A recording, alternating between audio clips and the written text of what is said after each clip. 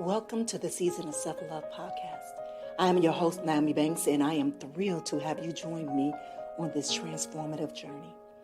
You see, every day we dive into a powerful conversation about self-discovery, healing, and empowerment. This podcast is brought to you by Ask Nyomi and Elevate Me Self-Discovery, where we believe that loving yourself is the first step to living a fulfilling life. You can expect insightful discussions, practical tips, and inspiring stories. Plus, we'll occasionally welcome special guests who will share their unique perspectives on self-love and personal growth. So get comfy, grab your favorite beverage, and let's embark on this journey together. Because it's time to embrace the beautiful person that you are. So let's elevate our lives one episode at a time. Now let's get started. All right. Hey, my beautiful souls. Well, welcome to the Season of Self-Love podcast. I am your host, Nyomi Banks, and I am so glad that you've joined me today as we continue our series, The Act of Balance in Life. This month, we've been exploring how to create more harmony and balance in different areas of our life, whether that's through our relationships, self-care, or in today's case, our personal lives. For all of my listeners out there who work in the tech industry or those who are demanding careers. So today's episode is especially for you, and we'll be talking about how to reprogram your mind to find balance and fulfillment in your career without losing your personal well-being. But before we dive in, I want to remind you that we have some amazing resources available to you to support on your journey. So be sure to download, our free mini ebook, The 5 Simple Ways to Set Your Intentions for a Harmonious Life.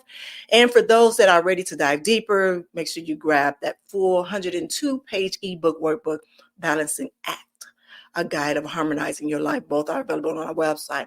And don't forget, if you haven't already joined the 21-day Living Life Balance Challenge, whatever day that we are on right now, you can join in or you can start off from day one. You can go at your own pace. This challenge is designed to help you to implement practical challenges and changes for a more balanced life. And you can start anytime, as I said before. But today's episode ties into that challenge, focusing on how we can find balance between your career and your personal life, especially in fast-paced industry like tech. All right, so what I want to do is I want to take a quick break before I bring our special guest to the stage. All right, it's your girl, Goddess Nyomi Banks here on the Season of Self-Love podcast, and we'll be right back. What are some common barriers that prevent people from expressing? Hey, it's your girl, Goddess Nyomi Banks here from the Season of Self-Love podcast. Yeah, I would say remorse. So shame and guilt is a very dividing emotional.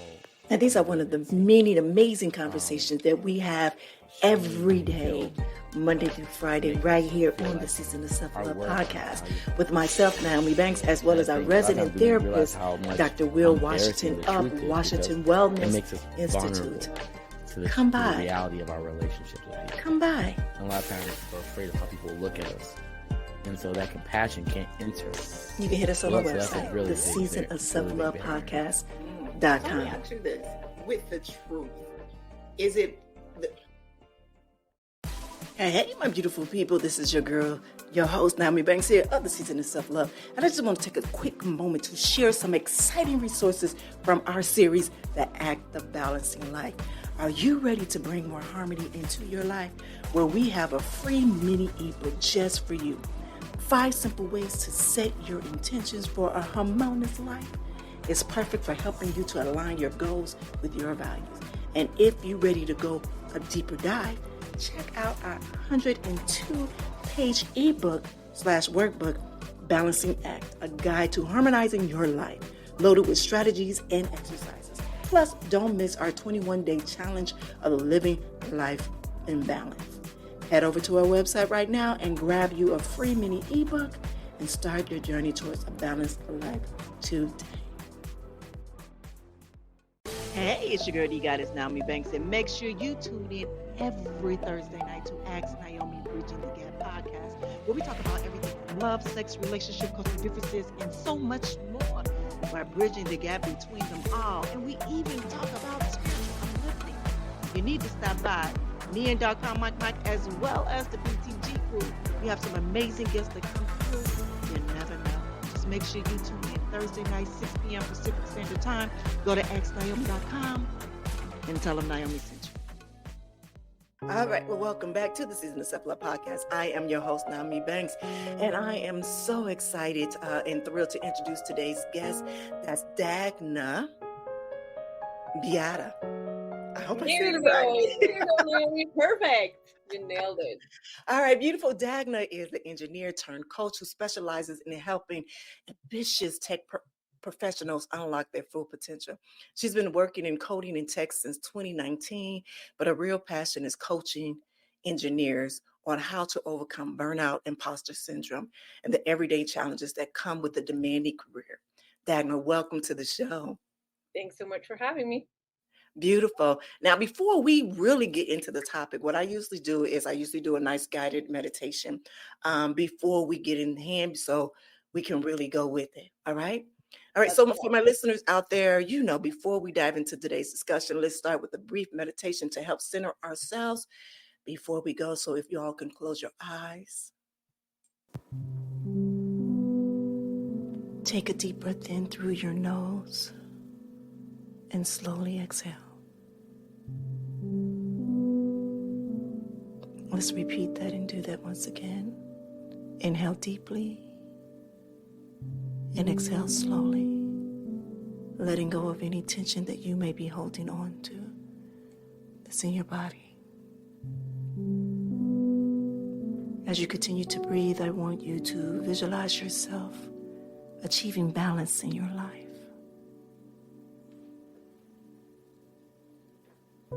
Imagine the perfect blend of work and personal time and relaxation, all flowing together in harmony.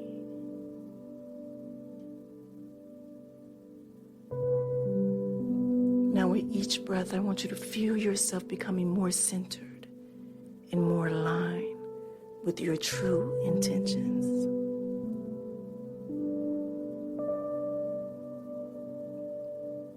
Now I want you to inhale balance and exhale stress. Now I want you to take a moment to set an intention for today's episode. What are your area in your life would you like to bring more balance to? And when you're ready, gently open your eyes and bring your awareness back to the present moment. All right, my beautiful people. Well, thank you for sharing that space with me. Thank you, Dagna. And if you're new here to the Season of Self-Love podcast, it's something that we do every day, Monday through Fridays, to help center us before we get into the topic at hand. So now let's dive into today's conversation with Ms. Dagna. Now, Dagna, I know that you have a very powerful story about transitioning from software engineering to coaching tech professionals. But can you share a bit about your journey and what led you to make that shift? Absolutely. I've been coding for over 10 years and I've been very accomplished as a senior engineer to a point where I was very comfortable with whatever kind of tasks were being thrown at my work. But at a certain point when, I realized that the work that I absolutely loved and that, sparked my fire every morning became just kind of meh. I didn't want to wake up to go to work. I would procrastinate on the smallest of things. And turns out I burned myself out. And on September in 2019, on one beautiful sunny day, I came into the office, had a one-on-one with my manager, just a regular talk about career progression, my goals, how things are going, team dynamics, these kinds of conversation in the corporate setting. And all of a sudden, I burst into tears. And in my mind, it was like unimaginable. Like, I consider myself a professional, not the kind of a person that would let her emotions kind of come out like that in a one-on-one meeting with my manager. It was really embarrassing at that point. But thankfully, my manager, a woman who I saw as very accomplished in tech, she shared with me, instead of trying to fix anything or give me advice or whatever, she just shared with me her therapist phone number. So Mm. that's when I realized, okay, maybe it's time to stop pretending like everything's fine when it's clearly not, because my emotions are bursting at seams Mm-hmm. and coming out in tears rolling on my cheeks in a one-on-one meeting with my manager, out of all places. And I did end up reaching out to that therapist. And you know what? After just a couple of months of simply talking to someone who got me where I Mm-hmm. was, what my problems were, who was able to kind of like help me understand how I and my actions brought me into this situation where I was unnecessarily suffering. Yeah. Just those couple of months brought back the balance. And I was Mm. like, this was such a huge aha moment for me. I was like, just talking to someone can make such a significant impact on my life, because Mm-hmm. they were able to help me shift my perspective, to understand some of the bad patterns that I carried on that I thought were completely normal, but were Right. just maladaptations, as we'll Mm-hmm. call it in psychology. And I realized that that's what I want to do now with people. I want to talk to them and help them improve their lives, because something I always chased in my career was impact. Mm-hmm. I always cared about having an impact. And, at the time when I was 15 years old, it meant building the future, Yeah. whatever that means in the Mm-hmm. mind of a teenager, right? But as I grew older and older, I realized that even when I can build a robot, because I study robotics, or deploy an app into hands of millions of people, that impact felt very surface level, Mm-hmm.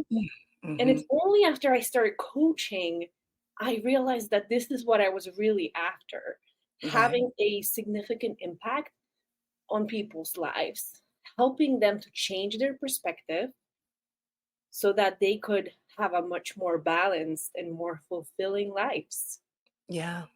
Yeah, that your story is so relatable to so many professionals, especially those that are in high demand careers. Burnout is real.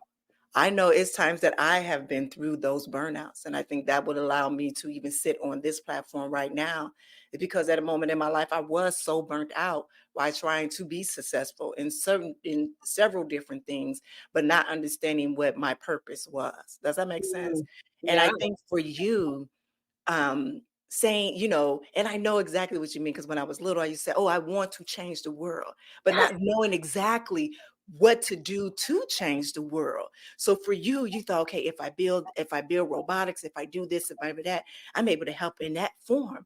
But as you Mhm. go every day and you're still doing the same thing every day, and you're like, okay, why am I not getting any fulfillment from this? Mhm. And if I'm not, even though I love doing it, and why I love doing it is because I'm good at it. That's why you love doing it, because I'm damn good at it. But at the end of the day, it's like, am I really getting the fulfillment in knowing that I'm probably missing out on a lot of things in life? Why trying to build this? But what is it helping anyone? Is it truly Mhm. helping anyone inside here? And that's when you was just describing that. And you said in a few months when you spoke to somebody and someone was listening to you. I mean, that speaks so many values. That means that you wanted your voice to be heard with that, but also for people to listen to you, but also so you able to listen to those. So it's like even what you went through in life, it was designed to go that way. So you can be here now and being able to create your book and become the coach that you are, because you wouldn't be the coach if It you wouldn't truly give feels that. that way. You're Yeah. absolutely right. It feels like it was kind of the perfect combination of everything in my life that has led me to where I am today. And I'm super excited to see where it continues taking me Yeah. further. Yeah. And I know my listeners, I know a lot of them have felt pressure in trying to balancing their demanding jobs with their personal lives. That's something that we'll be talking about in this series this month. But for you, how did you start to find balance after you left the engineering role? Now I know you talked about, you going to your therapist, but what steps did you take? Yes. Mhm. So basically, other than being an ambitious professional, I also love having my big family. And I am soon to be mom of four. I currently have 3 Congratulations. little kids, and we're expecting number 4 to come soon. By the time this episode airs, who knows? She might already be here. But in reality, what therapy helped me really is to understand what it is that I cared about. Yeah. Because up until that point in time, I was living from a place of fulfilling expectations of other people, falling in line with the pressures of society to who Yeah. I should be as a professional woman and what should I want, like climbing the corporate ladder. And when I realized, I deep down don't really care about that. I want to do something on my own. I want to have the flexibility. I want to have the time. I want to be able to create life on my own terms. And entrepreneurship is so much more suited for that. So, like right now, I'm a mom of 3, soon to be mom of 4, and my business takes less than 20 hours a week. So I can do all of the things that I want to do. I can continue being ambitious, professional, keep growing my business, keep working with people from all over the tech industry, because I've had clients come from small startups to FAANG companies like Facebook, Amazon, etc. And so being able to continue growing with my aspirations while I'm raising a family, and I have the time to be with my family and then don't burn myself on all the ends, feels like the ultimate dream for me. And I am able to make that happen because I refactored my brain. Part of it was the therapy. I find that therapy and coaching are phenomenal for what I like to call software upgrades of that software that's sitting here in between the ears, right? And let's just, kind of bring a familiar analogy here. How often, Naomi, do you update your phone? Not enough. A lot of the time, the software updates just probably download on their own, right? Yeah, Just they a do. pop-up notification like, oh, just plug in your phone tonight because we're going to install the new software updates. Exactly. Same thing happens with our internal software, because as we live our life, as we experience it, our thoughts and beliefs might change as a result of those lived experiences, right? And that's a software update. We're changing a little bit our thoughts or beliefs. Same thing happens with the phone. But every now and then, what you actually need is a hardware update. So in terms of, thinking about the phone, what you would do is you would just go to a store and physically, hand in your old one and get a new one. And that's how you get the newest hardware. A lot of the time, for the newest software to work very well, you need that new hardware because it was designed to kind of align and take advantage of the newest technology that's available. Yeah. With the human brain, what I found is this phenomenal neurofeedback training, also called QEEG biofeedback, that allows you to essentially upgrade your brain's physical structure, the hardware of your brain, to be its most efficient version. Does that make sense? It does. So say the name again. Q what? QEEG. It's very hard for me to pronounce. So I prefer the name neurofeedback. Okay. Because it relates to how you train your brain using real-time feedback from electrodes that are being connected to your brain, that are collecting basically the frequencies that your brain operates at different times. And you're training your brain literally by watching a movie to be more efficient, right? So the way the sessions in neurofeedback look like, and I'm sure you probably haven't heard of it, and your listeners probably didn't either, because it's a cutting edge tool that's being used in medicine today. And I found that surprisingly, that very few medical professionals actually even know about it, because it's not part of the curriculum at the universities. So my doctors, I have doctors in my family, And I have nurses, my neighbors, and I have very many friends working in the medical field, and they had never heard of neurofeedback until I told them about it, which was, Wow. just tells you how cutting edge and new it is that people just don't even know about it. Right. You know what? When you speak of that, I think that's something that my mom had done to her, what they had Okay. done to my mom. She was just diagnosed with dementia last year in Mm, November. And so they had these, the little things like on the her head. electrodes. Mm-hmm. Yeah, on her head. And then they had her watching, I guess, like a video or something right there. And they were like reading from those to see things. But they took her through, it was a good 30 minutes, I think. It was a good 30 minutes of testing that they had. Of course, we had to leave out, myself and my sister had to leave out because she had to be in concentration of it. And they gave her, but I've never seen that before. That was the first time that I've ever Mm-hmm. seen that. Yeah. So the way neurofeedback works, it helps the brain become more efficient on the most like outer layer of the brain, Hmm. which helps with a lot of cognitive functioning, like memory, like planning, Yeah. like emotional regulation. And that's why Mm. it's also super helpful for problems such as depression, anxiety, ADHD, sleep disorders. And if you think about it, it makes sense, right? Your Yeah. brain is at the center of all those functions. Your brain is at the center of everything that you do. So if you can improve your brain, everything else can improve too. So I ended up doing neurofeedback training because Nyomi, I was pregnant with my third kid. I had a history of postpartum depression, That was gonna and be my next I question, yeah. I knew it was coming again, and it sucked, and I couldn't really pull myself together to do other beneficial changes like Right. lifestyle changes or diet changes or going to the gym. Like these required a lot of effort. So this one particular evening, I'm pregnant with my third kid, and I just binge watched this whole documentaries on Netflix, right? Because that's the only thing I had the energy for, let's be honest.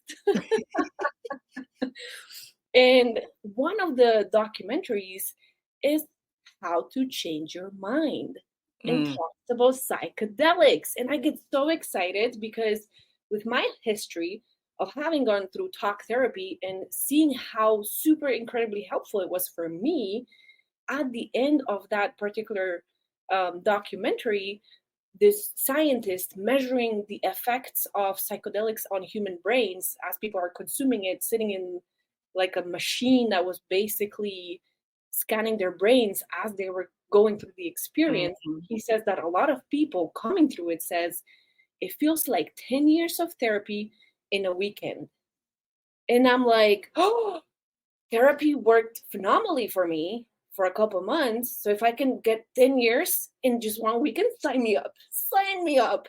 But it's psychedelics we're talking about. There's a lot Mhm. of risks involved. But being inspired by what I saw, people having their brain measured, I figured maybe there's a way for me to measure my brain so I can understand what kind of risk am I, right? Because Take having three kids at that time, I would not want to risk having an outbreak of schizophrenia or bipolar Yeah, disorder or any other sort of mental disease that could very negatively impact not only my but also my family's yeah, well-being. right. And that's how I found out about neurofeedback, just kind of going down the rabbit hole of researching and figuring out how can I scan my brain to do psychedelics next. So when I did end up finding a clinic that happens to be just 30 minutes from my house and scheduling with them, like I said, the process was super straightforward. It wasn't the cheapest, but it was really easy for me as a client or a Mhm. patient to go into the clinic, sit there, watch TV, and experience my brain improve itself. It was phenomenal. And I highly encourage anyone listening to research the Yeah, topic because, it's fascinating how much can improve in something that feels too good to be true. Honestly, I mhm. thought it was too good to be true. But now I am taking my kids to it whenever they get off age and are able to go. I am encouraging my husband, my sister-in-law signed up, so I'm getting the whole family into it because it's so beneficial. right? Again, our brains are at the center of everything that we do. Yes. So when they improve, everything else improves too. That's beautiful. So let me ask you this. Now, you wrote the book Brain Factor. For Yes. you, and where you talk about reprogramming your mind to overcome challenges in the tech industry. Can you share with some of our listeners about the book that our listeners can apply into their own lives? Mm-hmm. Absolutely. So with the book, there is also a workbook that's available on my website.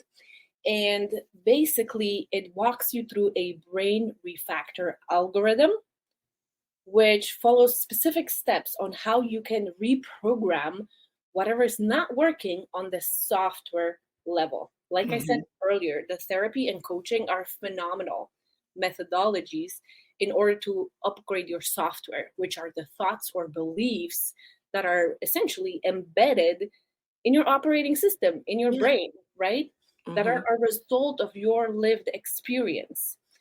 So, in the workbook, as well as in the book, I walk people through how they can use the steps. There's 5 steps, and I'll tell you all about them in just a moment, together with case studies.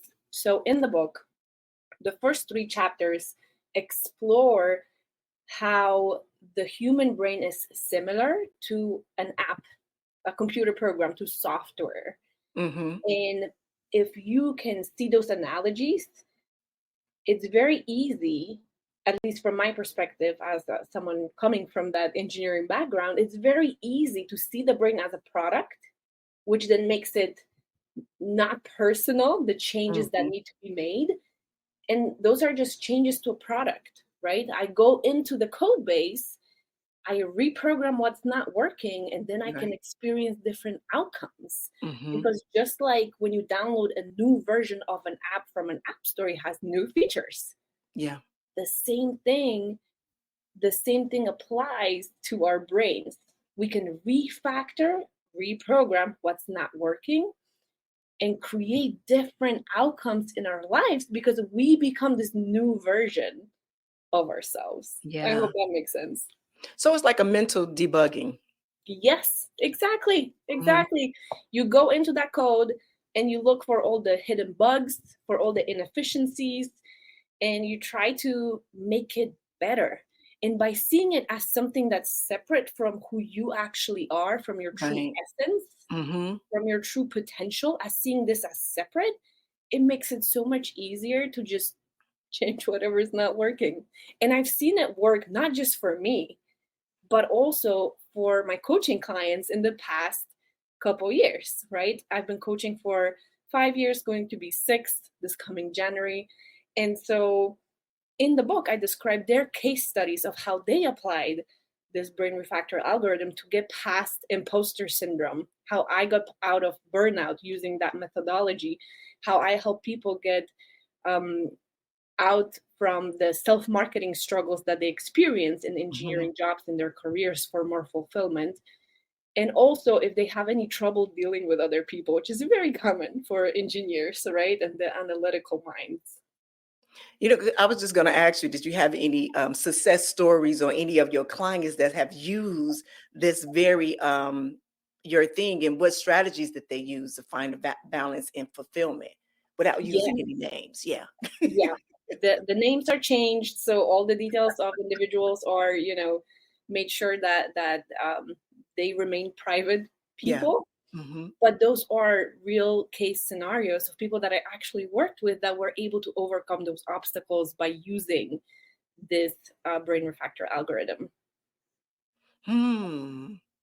That's interesting. I was just sitting here on my phone Googling the book, so I think I'm gonna order the book. I'm going to order the book, because honestly, sometimes I have a moment. I have moments where, you want to, and I don't want to say stuck, but it's like, dang, I wish that I just could I go in and truly debug it, really truly mental debug it. Because even when we talk about self-love in this podcast, season of self-love, we talk about self-care. We are actively trying to debug our mentality and our emotional, distress and trauma that we've been through in life. That is what we do here at the Season of Self-Love. And so Mhm. actually I'm kind of like, wow, that can help me a little bit to get a little further. Absolutely. Yes. Yes. I would love to hear back from you, Naomi, after you've read the book to see what has worked for you. And a lot of the time, so the book actually became a bestseller very soon after launching, Congratulations. which is super exciting. But it also tells you that, people really are looking for these kinds of Yes. solutions, right? That we are as a society in the state of like, okay, we've been working so hard and chasing success and it still sucks. Like, what's wrong? What's going on? And my book doesn't really invent anything new. It's more of using words that resonate with With people who people. hate Mhm. talking about emotions, who Yeah. hate talking about feelings, who Mhm. don't want to touch their traumas, Yeah. But when you approach it from this perspective of, okay, this is just a program, a code that happens to be in my own head, but it's separate from who I am, from Yeah. who I truly am meant to be, from who I could potentially become, then it becomes so much less of a thing diving Yeah. in and debugging. So I hope it has this incredible impact on people all over the world. I totally understand what you're saying. I always say that we always have a voice. Well, actually, we all speak different languages. Does that make Mm-hmm. sense? And so the language that you have within your book and the language that you're speaking right now, it will reach those that are very tech savvy, that is those that like to disconnect their emotions with their mind, because those they need to be served as well. And so that is the language that you speak, for Exactly. the people. And so they can understand more. So I totally get it. I totally get it. So where I come from, a more emotional Mm-hmm. for me, and you more, okay, tech. This is where I have to get into where the bugs and this is the words that I have to speak to them. It has to resonate with them. Words that I might say might not resonate with them, where yours can. And I have a lot of listeners here just from all over the place, but this right here can probably help them if they block. Like, I just didn't get that series last month, Naomi. Why didn't I?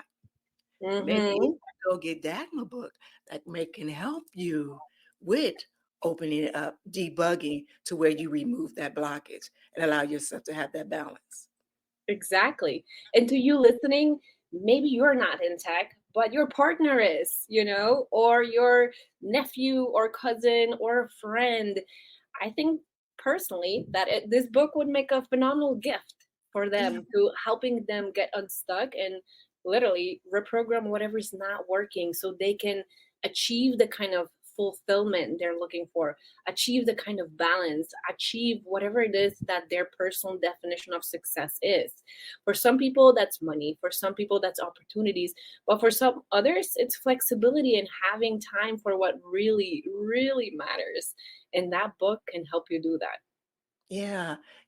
I love this. I do, because I do. I love this. I'm gonna share something with you when we get off when we get off the air. Okay. I do. I love this. And I love that you are on the show, you sharing this, because now I see it. I was looking, but now I see it, and I'm glad that you are able to share your voice. Now, before we move on, I do have a question. Um, Tips. Do you have any quick tips for my listeners who are looking to balance their work in their personal lives? Yes. So for the input to the algorithm, there's has to be some sort of information, right? And a lot of the time it'll be feedback. Mm-hmm. And we tend to think about feedback as words that being spoken to us, right? Like our spouse telling us, "Why did you leave the dishes in the sink again? I can't deal with that anymore," or whatever, right? We tend to think about feedback as words, but the reality is that the events happening around us also are feedback. For Yeah. example, getting or not getting that promotion you've been wanting, that's feedback. Mhm. Waking up every day feeling frustrated or feeling like you're lit up and what you do matters, that's feedback. anything in your life happening to you, around you, that you can extract information from is a form of feedback that you can use in order to reprogram your way of thinking. Oh, I love that. I'm like, yes, I love I can see you nodding all this time. like, really, I had a great sleep. I slept very well last night, but when I woke up this morning, even though I got a nice 8 hours, it's a rarity that I get a good 8 hours sleep, and I did, and I woke up, but I was just so, I don't want to say tired, but it was like, so like, what is happening today? Like, what is happening today? And usually I would go into my meditation room. I would get all together and, and have what my day is going to be, set my intentions for what my day is going to be for today, and I was like, what is happening here? But then when you just said it about giving feedback, now I need to start to listen to what that feedback is for me in the morning. Yes. And I wasn't. I just go in and try to change it all the way, not understanding what the feedback is. So when you, yeah.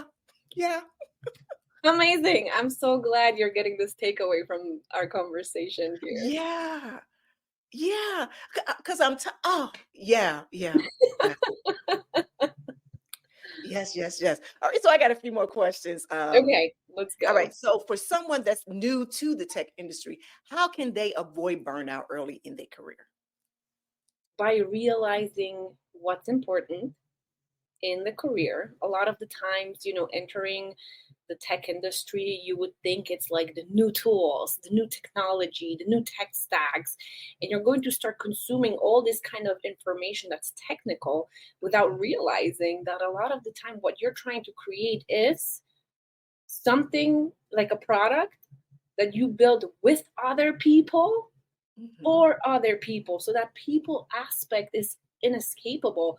But a lot of the time, especially for someone who has this engineering or analytical mindset, we tend to forget about that, and we tend to disregard other people and completely dismiss the soft people skills that are really critical when it comes to collaboration, when it comes to getting job done, when it comes to making sure that everyone's on the same page, and as a team you're able to deliver on the deadlines that you're working under. And so having a good perspective and understanding of how to prioritize is my number one advice for someone starting out. Don't get this shiny new tech syndrome, just chasing new technology, because that will most likely lead you towards burnout. And I've seen many very skilled and talented software engineers being stuck in their careers because their technical skills were like here, rooftop level, but their people skills were here, basement level. And it was very hard for them to break out and move up and move on because they were missing critical skills. Right. No, I hear you. I hear you totally. I see you totally. Everything is still moving forward. And I thank you for that. I got another question for you. I have one more question for you. Okay. How do one deal with imposter syndrome when they're surrounded by people who seem more experienced? Yes. Oh, I love that question. And imposter syndrome is like the very first chapter that I dive into when it comes to like analyzing the case studies. So the imposter syndrome, first of all, I feel like it's very much overused in the tech industry. And the reason why is because we often label just natural doubt or worry as imposter syndrome, but that's not what it is, if that makes sense. So let me just find real quick a very, very short piece of that's in my book that talks about the difference between understanding what imposter syndrome actually is and what is going through growing pains, right? Okay, I found it. So is it okay if I read a little piece? Yes, please do. Okay, so we have this engineer, imaginary engineer, Linda. She's a senior software engineer who's growing in her career. And she's now 6 years into her career and just got a promotion, which is very exciting. So in this new position, she needs to rapidly master many new skills like delegating, setting expectations, managing projects, and managing people up, down, and sideways, on top of improving her communication and time management skills. And then on top of that, she has to figure out what her boundaries are in this new role. What are the things she's willing to do and the things that she would not do? So this growth in this particular phase, because she stepped into a new role, is very rapid. There's just so much to learn. And it's even worse in the fast-paced tech industry because things are just moving fast and changing every minute. It feels like every day there's a new tech stack or a new framework to learn.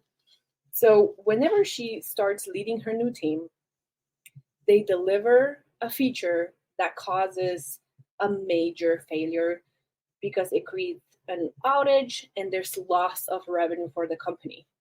She blames herself and her confidence crumbles. And now here's the difference between the imposter syndrome and growing pains. Linda's internal programming will determine if the challenge of her new role is overwhelming or if it's beneficial. The outcome has nothing to do with the situation itself, the failure causing the outage and loss of revenue, and everything to do with how her mental programming interprets the event. Either imposter syndrome will take over, allowing the overwhelm to kick in, or she can lean into the growing pains and experience a transformative growth spurt. What happens next all depends on the internal mental programming that assigns meaning to what's going on. If Linda's code is running the imposter syndrome, she will think the following: I knew I wasn't cut out for this role. I've been fooling everyone and it's blown right up in my face. Everyone probably thinks I'm incompetent now. I can't believe I let this happen. I shouldn't have been promoted. I'm not capable of handling this level of responsibility. My luck has finally run out. I'm just not skilled enough for this job. It's clear that I don't belong here. But if Linda's mental code allows her to lean into the growing pains, she would probably think something like this: okay, this was a major setback, but it's all part of the learning process. Exactly. I need to figure out what went wrong and how to prevent it in the future. And even though this failure is tough to swallow, I know it doesn't define me. It doesn't define my abilities or my worth. Because I gotta be real, I'm new to this role and I haven't found my footing yet. I'm facing new challenges, the kind I haven't faced before, and failures are just inevitable. But I've overcome challenges before. I'm capable of learning from those mistakes and improving. So I'm going to stay focused, stay positive, seek feedback, and keep moving forward. Now, notice the event didn't change, right? Yeah. It's the thoughts that she's thinking. Exactly. It's that meaning that her internal code is assigning to what is happening around her. But that kind of thinking, that kind of interpretation of meaning is what affects her behavior and her career going onward. Right. Because these two scenarios that I just read to you will create a wildly different set of career outcomes. In one, she'll probably seek a demotion and she'll be like, no, this is not for me. I want to be back in my previous role. In the other one, she'll keep growing. Even though it's uncomfortable, she's going to persevere through those growing pains and gain new skills. Exactly. So what I'm hearing is she's looking from it from a different perspective, more, from a totally different perspective that allows her to. All right. So Dagna, we got to wrap it up. It's been great. I know it went past really fast, didn't it? It went past really, really fast, really, really fast. But if you want to do right now, tell my listeners, where can they find you at? What's your not email address? What's your website? Where can they get the book at? Everything. Absolutely. So the best place to find me is actually LinkedIn. I am on LinkedIn. I love connecting with people. And if you read the book or bought it as a gift to a friend or a spouse or whoever, please DM me. I would love to hear this, because words are my love language. Mhm. So hearing that kind of feedback is really something that I absolutely appreciate. And in terms of the website, is themindfuldev.com. And the book is, you can find it on Amazon. Basically, just type in brain refactor, and you'll find my book right there. It's available in paperback, hardcover, and Kindle. Beautiful, beautiful. Again, Dagna, thank you so much for joining us today and sharing your insights. And I know our listeners will gain so much value from your experience and advice. I know I did, because I'm going to pick up the book. For those that are listening, if you're ready to reprogram your mind for success, be sure to check out Dagna's book, Brain Refactor, and visit her website for more resources. And don't forget to download our free mini ebook and join a 21-day Living in Life Balance Challenge, and to continue your journey towards a more balanced and fulfilling life. Again, thank you, Dagna, and thank you to everyone that is tuning in. Be sure to subscribe. Join us next time as we continue our Active Balancing Life series with the focus on nurturing self-love while managing responsibilities. So until then, take care of yourselves and keep striving for balance. Have a good one. Thanks so much for having me, Naomi. It's been a pleasure. Thank you.